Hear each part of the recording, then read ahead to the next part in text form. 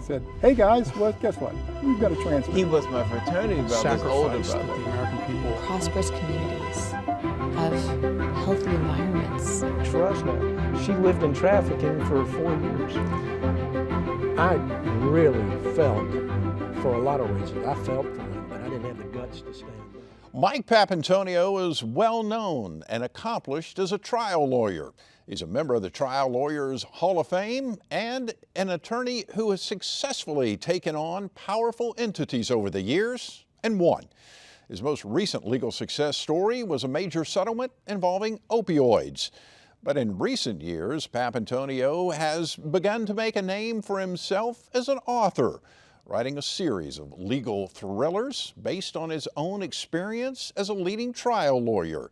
His most recent book is entitled The Middleman. We welcome Mike Papantonio to Conversations. Nice to have you back, my friend. Thank you, Jeff. It's good to be back. Take me back. You're practicing law for years, huge amount of success, and then you decide you're going to start writing books. How did that come about? Well, it's kind of a natural fit because all I've done is taken all those years and I've taken the cases like the opioid case or the human trafficking or the tobacco case or the PFAS case. Right. And I've said these are such great stories on their own, Right. without adding the fiction side to it. So they kind of write themselves, you know. And so the publishers have always been real interested in the backstories of. They get bits and pieces of the backstory and maybe headline news, but these books go into the real details of it, and they're good. They're exciting stories, and at the same time, you come away having learned something. Why do fiction versus nonfiction?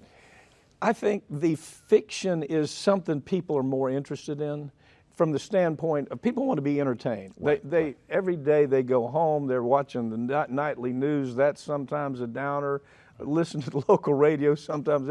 So if they can just go and read a book that entertains them, and at the same time they come away and say, I didn't know anything about the pharmaceutical industry. Right. I thought I knew everything about it. And then a book like the Middleman, for example, will tell them something they've never even heard. Right. And so I think it's a better vehicle. It has a longer shelf life. Right. People, the media, for example, they can tell a story like The Middleman, about the insulin case and The Middleman. It lasts 24 hours. Right. That story will be around for a long time, right. You know. Well, so. I know the book you wrote on the opioid crisis, for example, and I remember reading that, and then as the news stories started coming out, you know, you're like, wow, okay, I can relate, and I learned a lot. But at the same time, you kind of enjoy the characters in there and their different facets. Hopefully.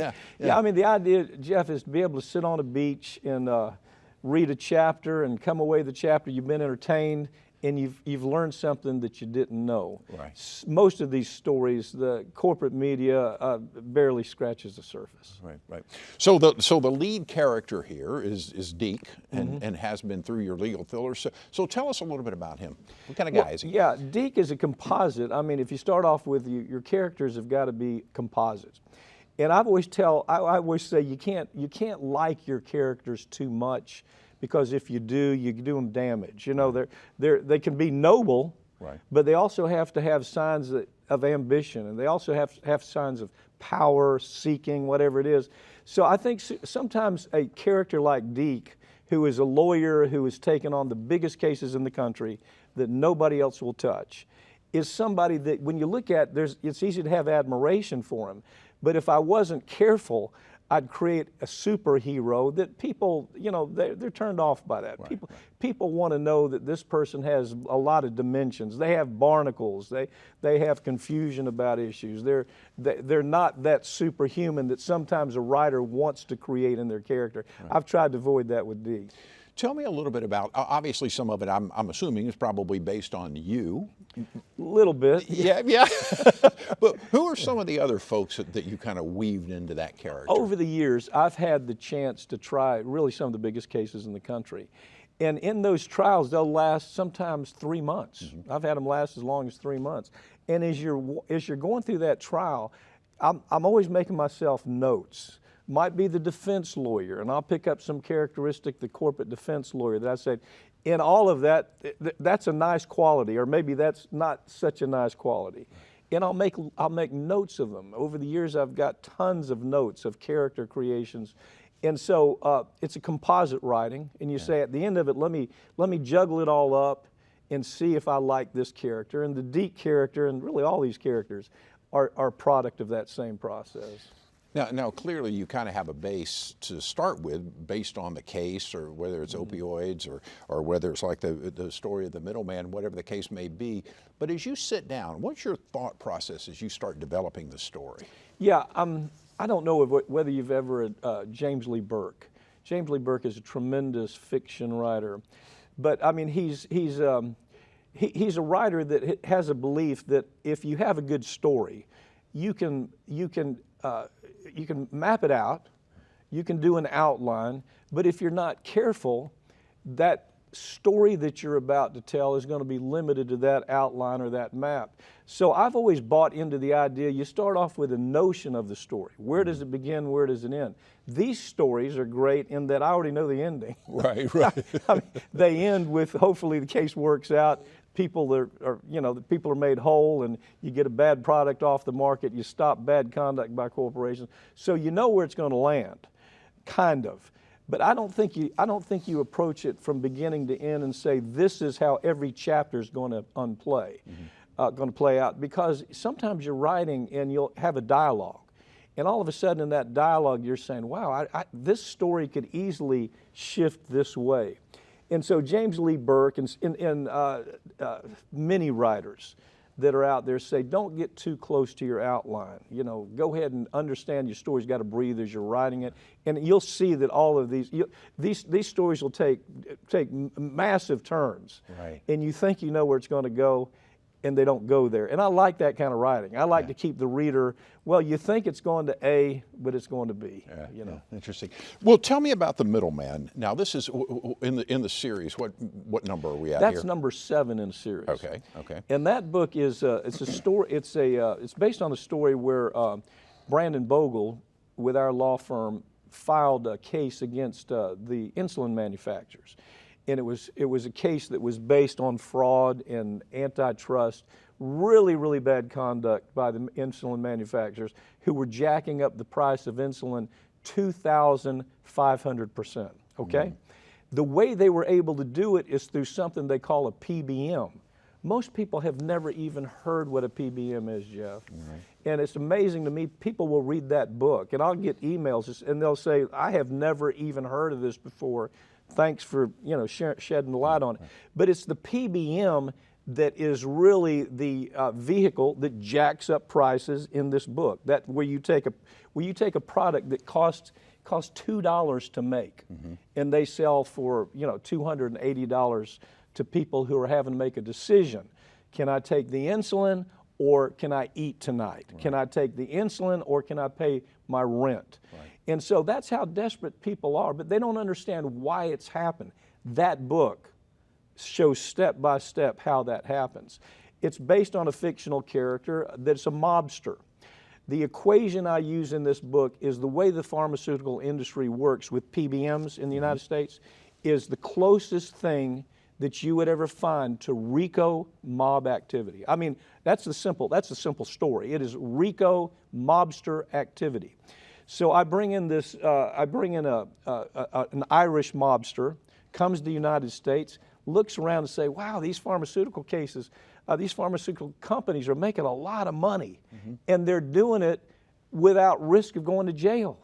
They're not going to be arrested for what they do. If I try to bring in marijuana or cocaine in the United States as a mobster, I might get caught. Right. If I get caught, I go to prison. These pharmaceutical mobsters, they can operate without ever having to worry, go to prison. I literally can't even name for you in the last 15 years where a pharmaceutical company has involved in just blatant antitrust and fraud and basically literally stealing from American consumers, where anybody's been arrested or gone to prison.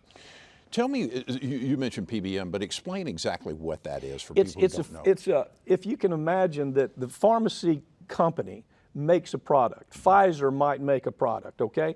Before it gets to the pharmacy down here, there's this thing in the middle. That's where the name middleman comes from. There's this thing in the middle, and you know what they do? They decide which company gets to put their product in a pharmacy and whether or not that product will be paid for by insurance. Now think about that. If you've got 5 companies making the same product, PBM is extorting those companies. And they're saying, yeah, well, we'll let you sell your product and have insurance pay for it, but only if you give us kickbacks. There's no other way to put it. What they receive from that pharmacy company, the manufacturer, are kickbacks. And it's pay to play. If you don't pay us our kickback, we're not going to put you on the list of pharmaceuticals that get paid for by insurance. So but really all of them are working together. It's you do this for me and I'll do this for you. Look, can you imagine the first administration that's really paid any serious attention to this is this administration? No, up to now, nobody has even looked at PBMs and said, this is the big problem. This is why pharmacy companies are charging as high as 10,000% increase in the cost of a pill. 10,000%. And so until we do away with the PBM, until the administration says this is not right, mom and pop can't afford this, we're going to have this problem right on. How have they been able to get away with this for such a long period of time? They spread money around. Okay, there's a couple of reasons. A, the media won't do anything about it because turn on your TV set and you're going to see an ad about a pharmaceutical every 8 seconds, all right? They're bringing in the corporate media is bringing in billions of dollars in ad revenue. So they're not going to do anything about this. They're not even going to talk about this. You realize the first time a story was even done on this was after that book came out. New York Times did a story. You know what the title of the story was? Right. The Middleman. Okay. And that's the first time they talked about PBMs in any serious kind of way. So regulators don't do anything about it because there's this evolving door between the pharmacy industry and the regulator. Regulator day one is working for a PBM, or they may be working for a company as a regulator, and they're switching off. They're going from regulatory to PBM or PBM to regulatory. It's an evolving door, revolving door. So nothing happens there. Nothing happens politically because you have senators and representatives with their hands out, and they won't do anything about it. And you have a Department of Justice that has they have limitless tools to shut this down, and nobody's done a thing about it. So if nothing happens, where are you left with? Corporate won't do it, media won't do it, regulators won't do it. What happens? The only thing you can do is take them to court and make a jury punish them for their conduct, and that's what this book is about. Who owns the PBMs? The PBM there's 300, let me put it like this, 67 legitimate PBMs in the United States, just about 67. 3 of them control 90% of all the activity that happens between the pharmaceutical manufacturer and the pharmacy. 3 of them. They control those prices. They make the deals on how much insulin costs. They make a deal across the board with how that pharmaceutical enters the chain of commerce to the pharmacy. So they control virtually everything. Why doesn't the pharmaceutical manufacturer, the big pharma, it seems to me when you have huge drugstore chains, I can understand if you have a bunch of little, but why wouldn't they just make a direct deal with? It's because they're in it too. Okay. It's lateral growth, okay?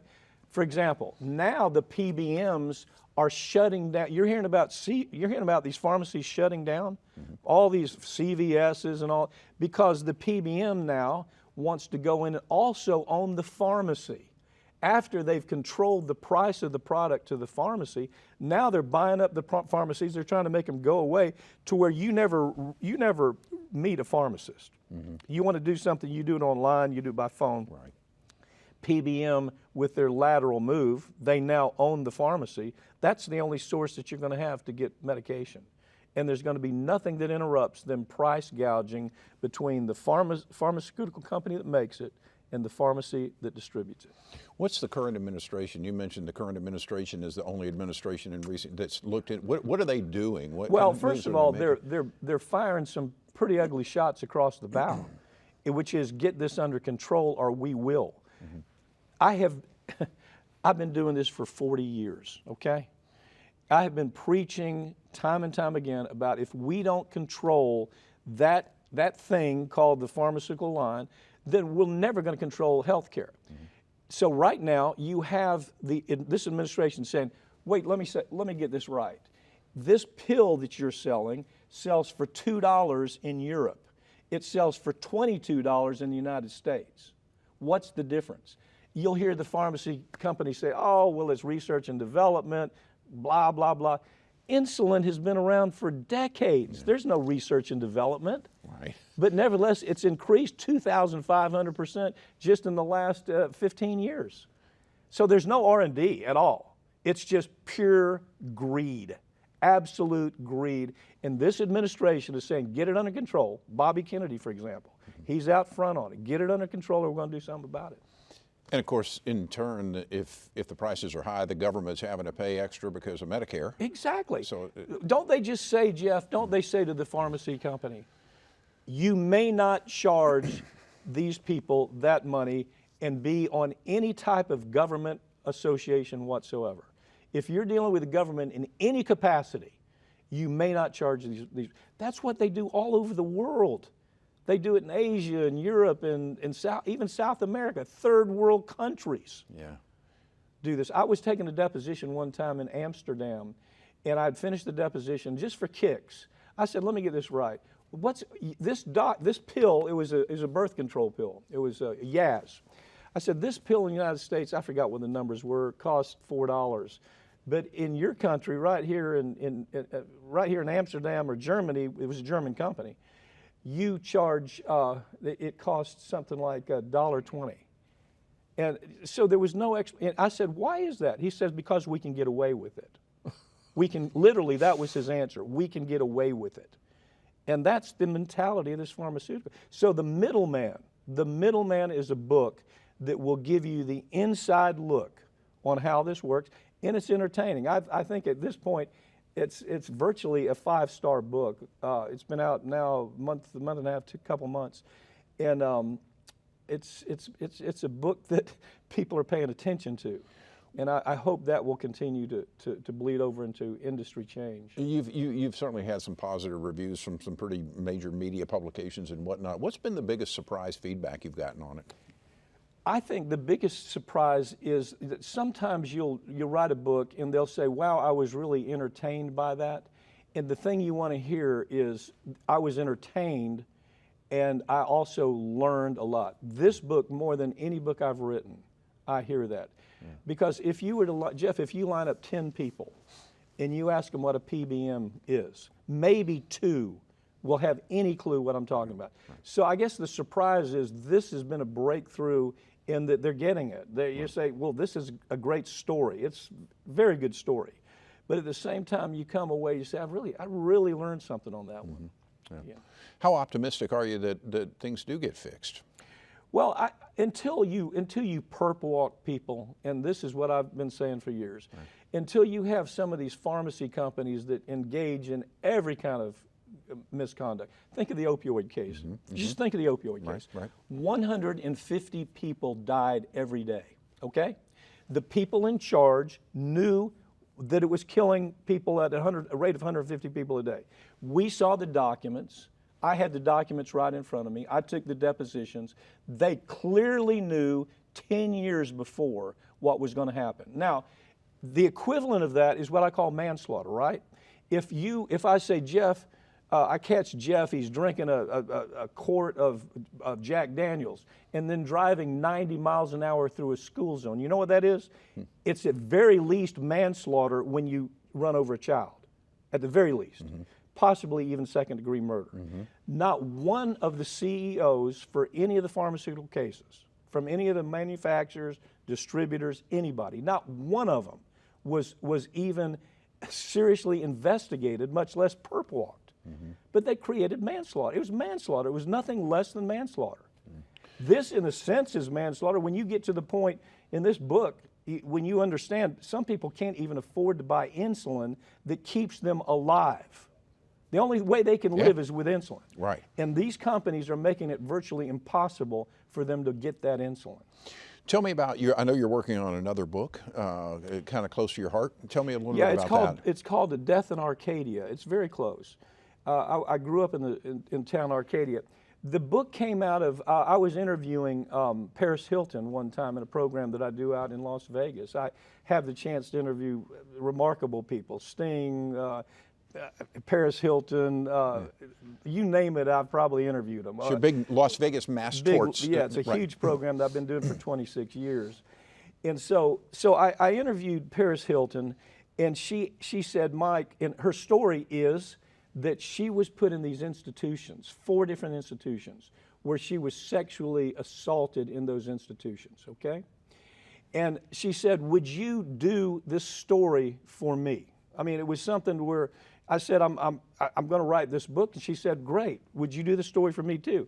And her story was so compelling that in 26 years doing this program twice a year, I've had everybody from Al Pacino, McConaughey, you name them, Keith Urban, Miranda Lambert. Nobody has gotten 2 standing ovations, but she did. Wow. Because her story was so powerful.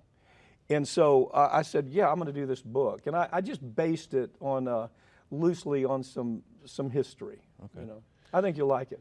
Were you surprised that, I mean, you think of Paris Hilton, you think of somebody Everybody who's was shocked. Celebrity. Everybody was shocked. Yeah. But when wealthy celebrity from a family. And by the way, that people don't realize this. She made every dime she made all by herself. This did not come from the Hilton family. She built a powerhouse industry selling shoes and bags and perfume, and billion-dollar industry by the time she was 30 years old. But when you hear her story about how she was sexually abused in 4 different reform schools, because she was a problem child, no question about it. She'll admit, yeah, I was kind of a pain in the neck. Right. But that didn't mean I should be abused. Right. So the story of Death in Arcadia is based loosely on that kind of story. Okay. I think you'll like it. I really think it's one of the best books I've written. It'll be out first of next year. Okay, so are you still kind of developing and putting the final touches on it? No, it's done? It's with the publisher right now. Okay, okay. Right now they're doing the cover for it and you know, all the panels and that kind of stuff. Okay. But it's a very good book, Jeff. I'll be shocked if you don't like it. Okay. Well, what else are you working on past that? So do you have another one you're starting to load up? I do. My daughter practices law with me. I don't know if you know that or not, but she does the same thing that I've done my entire career. She's a spectacular trial lawyer. I mean, every dad, I don't want to sound too much like a daddy, but she is a spectacular trial lawyer. And she's working on one of the most important cases in the country right now. It's a baby formula case where baby formula is killing preemie babies. The preemie baby is born and they don't have the ability to digest cow's milk or the formula that's being sold. So they develop something called NEC. And what NEC is where the gastrointestinal system just shuts down. It becomes ulcers, perforations, bacteria infections, inflammation, kills the preemie baby. And so that's been going on for a very long time in the United States and around the world. And so I'm writing a book about this trial as it unfolds. I don't know the ending on this one yet. But I know Sarah's working hard on it. So at some point, will Sarah come in and help you write the books? No, I kind of keep a distance from it. Okay. I try to, sometimes I'll write, sometimes in all my books, I'll say, Sarah, what do you think about this chapter? And she'll say, you know, Dad, that was a little heavy-handed or whatever it might be. I listen to her because she understands the practice of law as well as I do. Sure. And so it's helpful. Well, clearly you've been hugely successful as a trial lawyer. So what's it like to watch your daughter come into the business? Oh, Jeff, it's so rewarding because I've tried to stand back and I've tried to let it develop organically. But she came out of law school just on fire to be a trial lawyer, and she's done exactly that, and so that gives me I'm pleased about the fact that she cares about people. She cares about making sure that there's some justice in the way that corporations deal with people, and that's important to her. And once you have that heart that you line up on that side. I guess she's watched me in courtrooms her entire her life. She'd travel with me and she'd watch a trial. She said, Dad, I don't know what happened right there, but it was fun.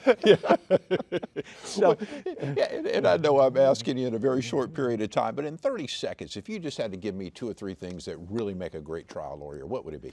I think you have to have some anger in you. You have to have anger that about people treating people right. If you can't get angry about that, if you can't get furious about people being mistreated by the powerful, bullies, if you can't get mad at that, you're never going to be a great trial lawyer. Mike Papantonio, I would say he's probably one of the great ones in the Trial Lawyer Hall of Fame and making a name for himself these days as a novelist. His latest is entitled The Middleman, available where books are available, right? Yep, it is. Mike, thanks again. Thank you, Jeff. I appreciate it. You bet. Wish you all the best. By the way, you can see many more of our conversations online at wsre.org/conversations. We're also available on the PBS video app and on YouTube. Hope you enjoyed our program. Thank you so very much for watching. I'm Jeff Weeks. Take wonderful care of yourself. We'll see you soon.